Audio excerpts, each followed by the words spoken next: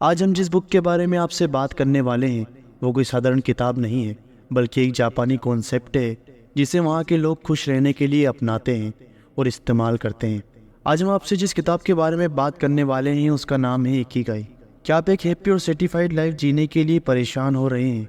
क्या आप अक्सर चिंता करते हैं कि अपनी लाइफ के असली पर्पस को जी रहे हैं या नहीं, या फिर आप एक ऐसी जॉब में फंस गए हैं जो आपका पैशन नहीं है? अगर आप भी ऐसे सवालों का जवाब ढूंढ रहे हैं तो ये बुक समरी खास तौर पर आप ही के लिए है। ये वीडियो थोड़ा लंबा हो सकता है क्योंकि हमने इस वीडियो के अंदर इस बुक की काफ़ी ज़्यादा डिटेल में बात की है और ये बुक आपके लिए काफ़ी ज़्यादा इम्पोर्टेंट और महत्वपूर्ण है, तो इस वीडियो को पूरा ज़रूर देखें। इकिगाई एक जापानी कॉन्सेप्ट है जो कि आपको लंबी उम्र और लाइफ में खुश रहने के बारे में बताता है। ये किताब हमें बताती है कि किस तरीके से इकिगाई के जापानी कॉन्सेप्ट को फॉलो करके आप अपनी लाइफ को लंबा और हैप्पी बना सकते हैं। ये एक फैक्ट है कि जापान की ओकिनावा आइसलैंड पर रहने वाले लोग सबसे लंबी और खुशहाल ज़िंदगी जीते हैं।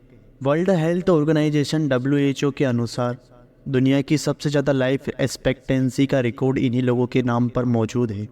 लेकिन इसका क्या सीक्रेट है? इसका सीक्रेट है इकिगाई, जो कि एक जापानी कॉन्सेप्ट है। इसका मतलब होता है हमेशा बिजी रहने का आनंद। इकिगाई यानी आपके जीवन की वजह, इकिगाई यानी आपके जीने का पर्पस। इकिगाई एक जापानी शब्द है जिसका मतलब होता है जिंदा रहने का रीज़न, जिंदगी का पर्पस। आपकी दुनिया में आने का रीज़न जापानीज मानते हैं कि हर इंसान का कम से कम एक इकिगाई तो होता ही है, जो कि उन्हें खुद को समझने के बाद ही मिल पाता है। इकिगाई मिलना बहुत ही ज़्यादा मुश्किल होता है, लोगों की पूरी ज़िंदगी इसे ढूंढने में ही निकल जाती है।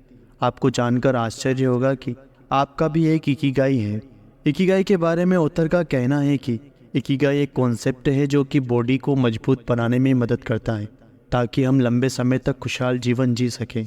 एक बार जब आपको लगता है कि आपके पास जीने का कोई क्लियर पर्पस नहीं है, तो भले ही आपकी दूसरी आदतें कितनी भी अच्छी क्यों ना हो, आपकी लाइफ सीरियसली कम हो सकती है। एक रिसर्च में यह भी पता चला है कि लाइफ का एक हैक भी है। अगर आपकी लाइफ में एक गोल है तो यह आपकी बॉडी में उन जीन्स को डेवलप होने से रोक सकता है जो आपकी बॉडी में इन्फ्लेमेशन को बढ़ावा देते हैं, और साथ ही साथ सेल्स के मरने की पर्पस को भी धीमा कर सकता है। सबसे पहले अपनी लाइफ में एक क्लियर पर्पस ढूंढना होता है। ये एक बेहतर जॉब ढूंढने, घर खरीदने, एक स्पेशल खाना पकाने या एग्ज़ाम पास करने जितना छोटा भी हो सकता है। इससे हमें एक्टिव रहने में मदद मिलती है क्योंकि हमारे गोल चाहे कितने भी बड़े या छोटे हों, वे हमें आगे बढ़ने की प्रेरणा देते हैं। इकिगाई हैप्पीनेस को इंस्पायर करता है। कई बार ऐसा होता है कि अपने भाग दौड़ भरे जीवन में हम अक्सर उन कुछ सबसे ज़रूरी पलों को फील करना भूल जाते हैं या उनसे चूक जाते हैं जो हमें अच्छे लगते हैं या करना बहुत ही ज़्यादा ज़रूरी है। लेकिन इस बारे में उन पलों के लिए इकिगाई हमें उनके लिए ग्रे एटीट्यूड रखने की सलाह देने की बजाय इस बात पर ज़्यादा ध्यान दिलाता है कि अगली बार से जैसे भी मौका मिले उन पलों को जीने पर ध्यान देना चाहिए। ये किताब आपको अपनी हैप्पी एक्टिविटीज़, अपने सबसे अच्छे पलों, प्रेजेंट मोमेंट और ये कैसे दिखते हैं, उसमें आप कितना अच्छा महसूस करते हैं आदि को दिमाग में इमेजिन करने का तरीका बताती है। क्योंकि हम शायद ही कभी नोटिस करते हैं कि हम आज में कितना अच्छा कर सकते हैं, इसकी बजाय फ्यूचर के बारे में परेशान होते रहते हैं। इसलिए समय निकाल कर और ये सोचना कि लाइफ में मैं कहाँ हूँ, कहाँ पहुँचना चाहता हूँ और उसके लिए क्या क्या ज़रूरी काम करने हैं, इससे प्रेजेंट और फ्यूचर दोनों में इंसान को हैप्पीनेस और मन की शांति पाने में मदद मिलती है। खुशी सिंप्लिसिटी में है। जापान के लोग सिंप्लिसिटी को पसंद करते हैं।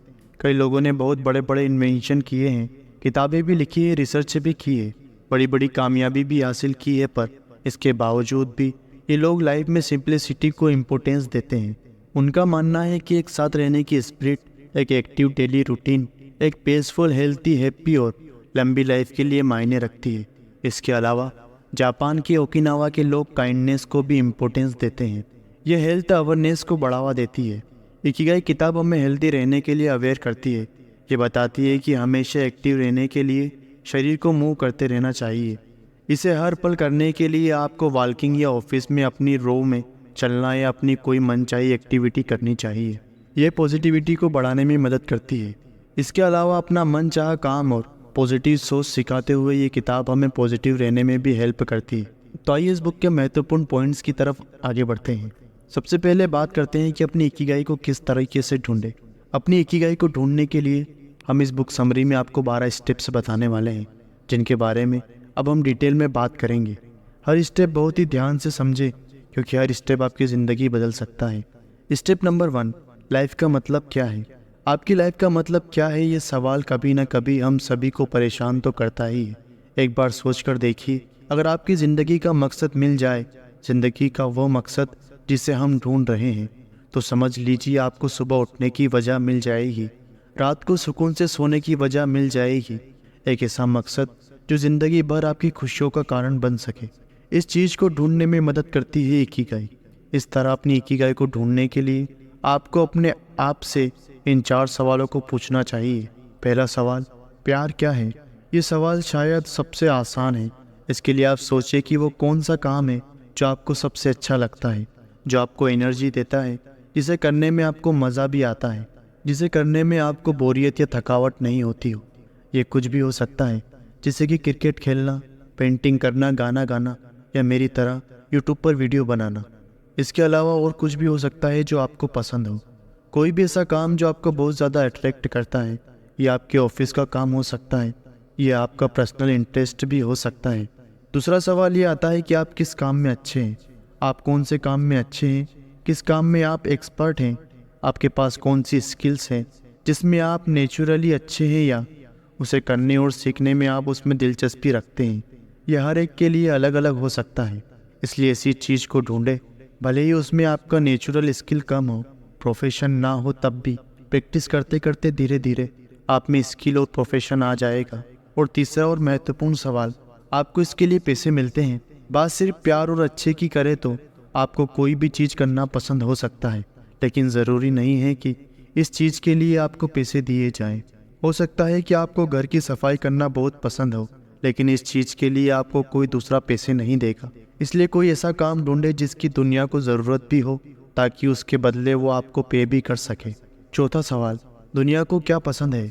इसके लिए आप ये देखिए कि जो आपको पसंद है, क्या उनमें से लोगों को किसी चीज़ की ज़रूरत है। दुनिया को इनमें से क्या चाहिए जिनसे उनकी प्रॉब्लम सोल्व हो सके, ताकि आप अपने पसंदीदा काम के ज़रिए लोगों की प्रॉब्लम को सोल्व कर सकें और पैसों को कमाकर अपनी लाइफ स्टाइल को भी अच्छा कर सकें। स्टेप नंबर 2, इकिगाई को जानना और अपने सर्कल को जानना। सबसे पहले बात आती है पैशन की। अपने पैशन को जानना। पहले सर्कल और दूसरे सर्कल के बीच जो कॉमन है वो आपका पैशन कहलाता है, यानी जो काम आपको पसंद है, जिसमें आप अच्छे भी हो, वही कहलाता है आपका पैशन। दूसरा आता है प्रोफेशनल सर्कल। दूसरे सर्कल और तीसरे सर्कल के बीच जो कॉमन होते हैं वो आपका प्रोफेशन होता है, यानी जिस काम में आप अच्छे हैं। और तीसरा आता है वोकेशन सर्कल। तीसरा सर्कल चौथे सर्कल के बीच जो कॉमन होता है वो आपका वोकेशन होता है, यानी कि जिस काम का आपको पैसा मिल सकता है, उसी काम की अगर दुनिया को ज़रूरत भी है तो वो आपका वोकेशन यानी पेशा भी बन सकता है। और नंबर 4 पर आता है मिशन सर्कल। चौथा सर्कल और पहले सर्कल के बीच जो कॉमन होता है वही आपका मिशन होता है, यानी दुनिया को जिस चीज़ की ज़रूरत थी, आपको वही काम करना पसंद भी था, तो वो आपका मिशन बन जाता है और दोनों को फ़ायदा होता है। इस तरह अगर आपकी ज़िंदगी में कोई ऐसा काम है जो आपको करना पसंद है, आप दूसरों के मुकाबले उस काम को अच्छे से भी करते हैं, फिर उस काम के लिए आपको पैसा भी मिल सकता है और आपके हिसाब से दुनिया में उस काम की लोगों को ज़रूरत भी है, तो इसे काम को जापानीज़ में कहा जाता है इकिगाई, जिसे अगर हिंदी में ट्रांसलेट किया जाए तो मतलब निकलता है जीने की वजह। मतलब अगर आपको एक हैप्पी और फुलफिलिंग लाइफ जीनी है तो आपको अपना इकिगाई ढूंढना ही पड़ेगा। और जब आप अपनी लाइफ में अपना इकिगाई पा लेंगे, तभी आप एक फुलफिल्ड लाइफ जी सकेंगे, वरना हमेशा ज़िंदगी में कुछ न कुछ अधूरा रह जाएगा। और इन सब के लिए आपको पूरी ईमानदारी के साथ इन 4 सवालों का जवाब ढूंढना होगा। स्टेप नंबर 3, अपने इकिगाई को कैसे ढूंढें। इसके लिए सबसे पहले आप एक बड़ा सा स्कोर बनाइए, उसे 4 बराबर स्कोर हिस्सों में बांट लें। पहले स्क्वायर में लिखें, ये काम मुझे पसंद है और इसमें मैं एक्सपर्ट भी हूँ। इसमें आप वो सारी चीज़ें लिखें जो आपको करना पसंद है और आप जिनमें एक्सपर्ट भी हैं। दूसरे स्क्वायर में लिखें, ये काम मुझे पसंद है लेकिन मुझे ये अच्छा करना नहीं आता, यानी कि ऐसे काम जिसे आप बहुत पसंद तो करते हैं लेकिन वो आपको करना नहीं आता, हालांकि आप दिल से उस काम को करना चाहते हैं। तीसरे स्क्वायर में लिखें, ये काम मुझे पसंद नहीं है लेकिन इन्हें करना ही करना है, यानी ऐसी चीज़ें जिन्हें करना आपको पसंद नहीं है लेकिन इसे मजबूरी में करना पड़ता है। जैसे आपको प्रोग्रामिंग पसंद नहीं है लेकिन जॉब में रहने और पैसे कमाने के लिए इसे करना पड़ता है। चौथे स्क्वायर में लिखें, ये काम मुझे पसंद नहीं है, मुझे अच्छे से करना भी नहीं आता, यानी ऐसी चीज़ें जो आपको पसंद भी नहीं है और आप उसमें एक्सपर्ट भी नहीं हो, फिर भी आपको मजबूरी में करना पड़ती है, जैसे कि आपको अपना रूम साफ़ करना पड़ता है। इन्हें लिखने के बाद आप ये देखिए कि आपका ज़्यादातर समय किन कामों में बीतता है, कितना समय उन कामों को देते हैं जिनमें आप अच्छे भी हैं और आपको करना पसंद भी है, कितनी बार वो काम करते हैं जो आपको पसंद नहीं है। ऑथर ऐसा करने की सलाह इसलिए देते हैं क्योंकि ज़्यादातर लोग वैसे कामों में ज़्यादा समय देते हैं जो उन्हें करना पसंद नहीं है, इसलिए उन्हें अपना पैशन नहीं मिल पाता और ज़िंदगी में अधूरापन महसूस होता है। मतलब कि वैसे लोग नीचे वाले 2 स्क्वायर से ज़्यादा समय बिताते हैं, लेकिन अगर आपको अपना पैशन ढूंढना है तो ऊपर वाले 2 कामों में अपना ज़्यादा समय देना होगा। बिना अपनी जॉब को छोड़े आपको कोशिश करनी होगी, इन्हें करते हुए ऊपर वाले कामों में ज़्यादा समय देना होगा। इन कामों पर फोकस करें जिन्हें आप ज़्यादा पसंद करते हैं और जिन्हें करने में आपको मज़ा भी आता है, जिससे आगे चलकर आप पैसे भी कमा सकते हैं। और विश्वास रखें कि अगर आप ईमानदारी से इसे ढूंढोगे तो आपको अपना इकिगाई ज़रूर मिलेगा। स्टेप नंबर 4, जापानीज लोगों की लंबी हैप्पी लाइफ और हेल्थी रहने का सीक्रेट। जापान की ओकिनावा के लोगों की लाइफ में कुछ खास हैबिट शामिल हैं जिनकी वजह से वो इतनी लंबी हैप्पी, फुलफिलिंग और क्वालिटी लाइफ जीते हैं। नंबर 1 पे है तनाव। जापान के लोगों का मानना है कि तनाव और डिप्रेशन लंबी उम्र के दुश्मन है, इसलिए एक खुशहाल लाइफ जीने के लिए तनाव को हमेशा के लिए दूर रखना चाहिए। नंबर 2 पे है खान पान। जापान के लोग कभी भी भरपेट खाना नहीं खाते हैं, वो हमेशा अपनी भूख का 80% ही खाना खाते हैं। इसके लिए आप जब भी खाना खाएं, जैसे ही आपका पेट भरने वाला हो तो तुरंत खाना बंद कर दें। शुरुआत में शायद आपको पता ना चले कि कब आपने अपना 80% खाना खा लिया है, लेकिन जैसे जैसे आप इसको करेंगे तो धीरे धीरे सीख जाएंगे। नंबर 3, एक समय में एक काम करें। आप जो भी काम करते हैं उसको करते समय फोकस होना बहुत ही ज़्यादा ज़रूरी है। फोकस होने से आपके काम में फ़्लो आता है, जिससे आप वो काम बहुत ही आसानी से और बिना थके कर सकते हैं। इसलिए हमेशा वो काम चुनें जिसे करने के लिए आपको रिसर्च करनी पड़े, आपको मेहनत करनी पड़े, आपके दिमाग को हमेशा सोचना पड़े ताकि आपका फोकस बना रहे। हमें ऐसा लगता है कि एक साथ एक से ज़्यादा काम करने से हम अपना समय बचाते हैं और ज़्यादा काम कम समय में ख़त्म कर सकते हैं, लेकिन ऐसा करने के साइंटिफिक एविडेंस इसके बिल्कुल अपोजिट हैं। एक रिसर्च में ये साबित हुआ है कि जो लोग एक समय में एक से ज़्यादा काम करते हैं वो काम को लेट ख़त्म करते हैं, साथ ही उस काम को करते समय वो बिल्कुल भी प्रोडक्टिव नहीं होते हैं। इसलिए हमें एक समय में पूरे फोकस के साथ एक ही काम करना चाहिए। स्टेप नंबर 5, इकिगाई, रिटायरमेंट और हेल्थ लेसन्स। क्या आपको पता है कि जापानी लैंग्वेज में रिटायरमेंट जैसे कोई शब्द नहीं है। जापान के लोग अपने काम से कभी भी रिटायर नहीं होते हैं, वो पूरी ज़िंदगी कुछ ना कुछ काम करते ही रहते हैं। वहीं अक्सर हम दूसरी तरफ दूसरे देशों की बात करें तो लोगों को जल्दी से रिटायरमेंट चाहिए, उनको कैसे भी करके अपने काम से छुटकारा चाहिए, और ऐसा इसलिए होता है क्योंकि वो अपने काम से प्यार नहीं करते। जब आप कोई भी काम ज़बरदस्ती या सिर्फ पैसों के लिए करते हैं तो उस काम में आप खुश नहीं रहते। जिस कंपनी के लिए काम करते हैं उसको भी आपसे ज़्यादा वैल्यू नहीं मिलती है। इसलिए लंबी और खुशी से भरी ज़िंदगी जीने के लिए आपको अपने काम से प्यार होना चाहिए। तब आप भी रिटायरमेंट के बारे में नहीं सोचेंगे, क्योंकि अब आपकी खुशी आपके काम में होगी, ना कि घर में बैठकर बॉडी में जंग लगाने में। ज़्यादा देर तक बैठने से शायद आपको फिज़िकल कंफर्ट मिले, लेकिन इससे आपके सेल्स को नुकसान होगा। खाने का इनबैलेंस, हाइपरटेंशन और यहाँ तक कि कैंसर जैसी बीमारी भी हो सकती है। स्टेप नंबर 6, काम पर ध्यान दें। काम पर ध्यान देने से काम में फ़्लो आता है, जिससे आप वो काम बहुत ही आसानी से और बिना थके कर सकते हैं। काम में फोकस और फ्लो लाने के लिए आपको हम कुछ महत्वपूर्ण बातें बताने वाले हैं जिन्हें आपको फॉलो करना ज़रूरी है। नंबर 1, मुश्किल काम चुनें। जैसा कि हमने पहले ही डिस्कस किया था कि हमेशा वो काम चुनें जिसे करने के लिए आपको रिसर्च करनी पड़े और उसको करने के लिए आपको मेहनत करनी पड़े। आपके दिमाग में हमेशा सोचना पड़े ताकि आपका फोकस बना रहे। ध्यान रहे कि कोई ऐसा काम ना चुन ले जो आपकी एबिलिटी से बाहर हो और उसको करना आपके लिए इतना ही ज़्यादा मुश्किल हो कि कुछ दिनों बाद उसको करना आप बंद कर दें। कोई ऐसा काम भी ना करने लग जाएं जो आपके लिए बहुत ही ज़्यादा आसान हो, जिसे करते समय आप बोर फील करें और आप उसे करना बंद कर दें। Clear objective. किसी भी काम को शुरू करने से पहले आपके पास उसको करने का क्लियर ऑब्जेक्टिव होना चाहिए कि आपको क्या करना है, कब करना है और किस लिए करना है और क्यों करना है। ये सब बातें आपको पहले से ही पता होनी चाहिए। उसको ख़त्म करने के लिए एक डेडलाइन होनी चाहिए ताकि आप उसको समय पर ख़त्म कर सकें और उससे आगे के लिए ना टालें और एक समय में सिर्फ एक ही काम करें। स्टेप नंबर 7, इकिगाई के ज़रिए कामयाबी के 10 छोटे नियम। नंबर 1, अपने आप को अच्छे दोस्तों से घेरें। नंबर 2, स्लो स्पीड से लाइफ जिएं। नंबर 3, खाना खाते वक्त अपना पेट पूरी तरह से ना भरें। नंबर 4, अपनी बॉडी को शेप में लाएं। नंबर 5, आज में रहें। नंबर 6, हमेशा मुस्कुराएं। नंबर 7, एक्टिव रहे, रिटायर ना हो। नंबर 8, नेचर के साथ जुड़ें। नंबर 9, आभारी रहना सीखें। नंबर 10, अपने इकिगाई को ढूंढें और उसको फॉलो करें। स्टेप नंबर 8, ओकिनावा के बुजुर्गों की सलाह। बुजुर्गों के साथ अपने सालों के अनुभव से दुनिया के साथ शेयर करने के लिए बहुत ज्ञान होता है। हम में से जो यंग है वो कभी कभी ऐसा दिखावा कर सकते हैं जिससे वे सब कुछ जानते हैं, लेकिन हमें अपने सीनियर जनरेशन से लाइफ के बारे में ज़रूर बातें सीखनी चाहिए जिन्हें वो हमसे ज़्यादा और अच्छे से जानते हैं। और इसके साथ साथ जो आपके पास है उसके साथ जीवन का आनंद लेने पर फोकस करें, बजाय इसके कि क्या गलत हो रहा है या नहीं। ऐसा करने का एक शानदार तरीका ये है कि आप अपने आसपास के सभी लोगों, यहाँ तक कि अजनबियों से भी जुड़ें। और इस बारे में ओकिनावा के पुराने समय के लोग आपको मिलने वाले हर इंसान के साथ मुस्कुराने और खुले दिल से बात करने का सुझाव देते हैं। इसे डेवलप होने वाले फ्रेंडशिप एटीट्यूड से आपको जीवन भर कई लोगों के साथ दोस्ती बनाने और डेवलप करने में मदद मिलेगी। ओकिनावा के बुजुर्ग भी इस तरह प्यार से रिश्ते बनाने और उन रिश्तों को बनाए रखने की सलाह देते हैं। स्टेप नंबर 9, हेल्दी रहने का एक नियम है, दिन भर चलते रहना, चाहे काम ही क्यों ना हो। ओकिनावा के निवासियों का सजेशन है कि हेल्दी रहने के लिए आपको हमेशा कोई खेल खेलने या दौड़ने की ज़रूरत नहीं है।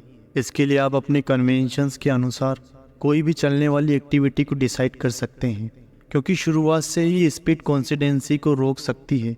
इसलिए ओकिनावास अपने रनिंग एक्सरसाइज के रूप में सादगी रखने की कोशिश करते हैं। आस पड़ोस में टहलना, दिन में बगीचे या मस्ती में गाना जैसे कुछ आसान तरीके हैं जिनसे वे बार बार पेस बनाए रखते हैं। इसके अलावा एक जापानी रेडियो शो रेडियो टोसो ने ओकिनावा के लोगों को सालों से एक्सरसाइज कराने में मदद की है। ये जापान के एक बड़े स्टेशन में धुन बजाते हैं और लोगों को एक्सरसाइज करने के लिए डायरेक्शन देते हैं। इस तरह बॉडी और माइंड में मूवमेंट बनाने के लिए आप भी अपने ऑफिस या जहाँ भी आप काम करते हैं वहाँ थोड़ी थोड़ी देर उठें और घूमते रहें और चलते रहें। स्टेप नंबर 10, जापानी लोगों की लंबी ज़िंदगी जीने का राज। नंबर 1, चिंता ना करें। लंबे जीवन का सीक्रेट चिंता ना करना है और अपने दिल को जवान बनाए रखने के लिए उसे बूढ़ा ना होने दें। अपने चेहरे पर एक अच्छी मुस्कान के साथ अपने दिल को लोगों के सामने खोलें। अगर आप मुस्कुराते हैं और अपना दिल खोलते हैं तो आपके नाती पोते और बाकी सभी लोग आपको देखना चाहेंगे। चिंता से बचने का सबसे अच्छा तरीका है बाहर निकलना और लोगों से मिलना जुलना। जापान के बूढ़े बुजुर्ग लोग अक्सर इस काम को करते हैं। यही कारण है कि जिसकी वजह से वे लोग इतने समय तक जिंदा रह पाए हैं। सीधे शब्दों में कहें तो उनके अनुसार लंबा जीवन जीने के लिए आपको चिंता करने के बजाय खुश रहने की ज़रूरत है। किसी को भी परेशानी में डाले बिना दूसरों के साथ समय बिताना और मौज मस्ती करना ही मायने रखता है। नंबर 2, अच्छी आदतें बनाएं। लंबे जीवन के लिए अच्छी आदतें सबसे ज़्यादा मायने रखती है। आज के समय में देर से उठना सबसे बड़ी बुरी आदत बनी हुई है। देर से उठने की वजह से आपका शरीर फुर्तीला नहीं रह जाता है, जिसकी वजह से आप पूरे दिन आलसी बने रहते हैं। तो सबसे पहले सुबह जल्दी उठने की आदत डालें और सुबह कोई ऐसा काम करें जो आपके शरीर को फुर्तीला बना दे, कोई ऐसा काम करे जो आपको सुकून दे। नंबर 3, हर दिन अपनी दोस्ती पर ध्यान दें। अपने दोस्तों से मिलते रहना आपके जीवन में एक और साल जोड़ता रहता है, क्योंकि आपके दोस्त वो इंसान हैं जो आपको खुशी और स्पेशल महसूस करवाते हैं। और दोस्तों के साथ रहना जीवन में सबसे ज़्यादा सुखदायी होता है। हर दिन उन लोगों के साथ बात करना जिनसे आप प्यार करते हैं लंबे जीवन का एक सीक्रेट है। तो इस चीज़ की इम्पोर्टेंस को समझें और अपने दोस्तों के साथ समय ज़रूर बिताएं। नंबर 4, अधूरा जीवन जिए। एक लंबी लाइफ के लिए कामों को धीरे और आराम से करने पर ध्यान दें। अगर आप जल्दी में नहीं हैं तो आप ज़्यादा समय तक जिंदा रहेंगे। जापान के काफ़ी बूढ़े बुजुर्ग लंबे समय तक जिंदा रहने के लिए इस सीक्रेट को शेयर करते हैं। सुबह जल्दी उठकर अपनी एक्सरसाइज करते हैं और अच्छा नाश्ता करते हैं, और जब वो इन सब के बाद थक जाते हैं तो अपने दोस्तों से मिलने चले जाते हैं। हर दिन कई अलग अलग चीज़ें करना आपके जीवन को बढ़ाता है। जैसा कि आजकल लोग अपने बिजी शेड्यूल की वजह से काफ़ी ज़्यादा बिजी रहते हैं और कभी कभी अपने काम से ओवरवेलमेड भी हो जाते हैं, लेकिन ऐसा करना कभी भी आपकी लाइफ को बढ़ा नहीं सकता है। नंबर 5, आशावादी बने। हर दिन खुद से कहें कि आज का दिन हेल्थी और एनर्जी से भरपूर होगा। इसे पूरी तरह से जिएं। बेशक आपकी उम्र कितनी भी हो या आप कितना भी कमज़ोर महसूस कर रहे हो, खुद से कहें मुझे अभी भी बहुत कुछ करना है, और ये करते हुए ज़ोर से हंसे। हंसी सबसे ज़रूरी चीज़ है, इसलिए आप जहाँ भी जाते हैं वहाँ हंसे। इससे आपका और आपके साथ रहने वाले हर इंसान का मूड अच्छा रहेगा और काम करने के लिए आपको मोटिवेशन भी मिलेगा। स्टेप नंबर 11, लोगोथेरेपी से इकिगाई। लोगों के ना खुश रहने का सबसे बड़ा कारण लाइफ में किसी पर्पस का होना है। लाइफ में पर्पस ना होने की वजह से लाइफ मीनिंगफुल नहीं लगती है, और ये आपकी उदासी की वजह भी बन जाती है, जिससे ज़्यादा समय तक खुश रहना इम्पॉसिबल हो जाता है। यहाँ तक कि कई लोग उम्मीद छोड़ देते हैं और सुसाइड करने की भी कोशिश करते हैं, जो बहुत ही बड़ी प्रॉब्लम है। इस प्रॉब्लम को दूर करने के लिए आप किताब में बताई गई लोगोथेरेपी टेक्निक का इस्तेमाल कर सकते हैं। लोगोथेरेपी मरीज को अपने न्यूरोसिस का सामना करने के लिए कंज्यूम रूप से अपनी लाइफ के पर्पस की खोज करने के लिए इंस्पायर करती है। अपनी डेस्टिनी को पूरा करने की उनकी खोज तब उन्हें आगे बढ़ने के लिए इंस्पायर करती है। लोगोथेरेपी पास्ट की मेंटल ब्लॉक्स को तोड़ती है और रास्ते में आने वाली सभी रुकावटों पर काबू पाती है। लोगोथेरेपी के पर्पस को इन 5 स्टेप्स में अच्छे से समझा जा सकता है। नंबर 1, इंसान अंदर से खाली, निराश या चिंतित महसूस करता है। नंबर 2, थेरेपिस्ट उन्हें दिखाते हैं कि वो जो महसूस कर रहे हैं वो एक मीनिंगफुल लाइफ पाने की इच्छा है। नंबर 3, जिससे मरीज को उस खास समय में अपनी लाइफ के पर्पस का पता चलता है। नंबर 4, मरीज अपनी मर्जी से उस भाग्य को एक्सेप्ट या रिजेक्ट करने का फैसला करता है, जिससे आपकी पूरी लाइफ जुड़ी हुई होती है। नंबर 5, और जब मरीज को अपनी लाइफ के लिए ये नया पैशन मिल जाता है तो उसका ये नया पैशन उसे रुकावट और दुखों को दूर करने में मदद करता है। स्टेप नंबर 12, महत्वपूर्ण सीखें। इस स्टेप के अंदर हम इस किताब की महत्वपूर्ण पॉइंट्स के ऊपर बात करने वाले हैं, जो कि आपको ज़रूर सुनने चाहिए। एक बुद्धिमान इंसान को ज़िंदगी के सुखों को अवॉइड नहीं करना चाहिए, बल्कि इस बात के लिए हमेशा अवेयर रहना चाहिए कि उन पर डिपेंडेंस उन्हें सेटिस्फेक्शन का गुलाम बना सकती है। इसके लिए आपको दिल से खुश रहने की आदत बनानी चाहिए, बजाय उन सुखों के लिए तैयार रहने के जो कुछ ही समय में गायब हो जाते हैं। प्रेजेंट वो सब है जो अभी है, और ये वो एक पावरफुल चीज़ है जिसे हम कंट्रोल कर सकते हैं और जिसके ज़रिए अपनी आज और आने वाली लाइफ को कंट्रोल कर सकते हैं। जिन चीज़ों से हम प्यार करते हैं वो एक पेड़ के पत्तों की तरह होती है, जो हवा के झोंके के साथ ये कभी भी गिर सकती है। हमारे पास जो कुछ भी है और जिसे हम प्यार करते हैं वो किसी न किसी पॉइंट पर गायब हो जाएगा। इसलिए हमें इसके बारे में नेगेटिव हुए बिना इसके साथ खुश रहने के लिए अवेयर रहना होगा। हमें आज में खुश रहना चाहिए, और इसे ध्यान में रखने से हमें नुकसान के समय ज़्यादा दर्द से बचने में मदद मिलेगी। हमारे इकिगाई से जुड़ने के लिए कोई फिक्स्ड प्लान नहीं है, इसलिए इसे ढूंढने के बारे में ज़्यादा चिंता ना करें। बस आप जिसे प्यार करते हैं उसमें बिजी रहें, साथ ही उन लोगों से भी घिरे रहें जो आपसे प्यार करते हैं। हम अपनी लाइफ का मीनिंग नहीं बनाते हैं, हम उसे अपने पसंदीदा काम को करते हुए ढूंढते हैं। इसीलिए पर्सनैलिटी काम को करें। हम में से हर एक के पास जीने का एक यूनिक कारण है, उसे ढूंढें और लाइफ के पर्पस को पूरा करने के लिए ज़िंदगी जिएं। तो दोस्तों, इसी के साथ ये बुक समरी यहीं पर समाप्त होती है। मैं आशा करता हूँ कि आपको ये वीडियो अच्छा लगा होगा। अगर आपको ये वीडियो पसंद आया है तो प्लीज़ इस वीडियो को लाइक और इस चैनल को सब्सक्राइब कर ज़रूर जाएं, और इस वीडियो को अपने दोस्तों और रिश्तेदारों को ज़रूर शेयर करें। इसी के साथ मिलते हैं अगली वीडियो में, तब तक के लिए धन्यवाद।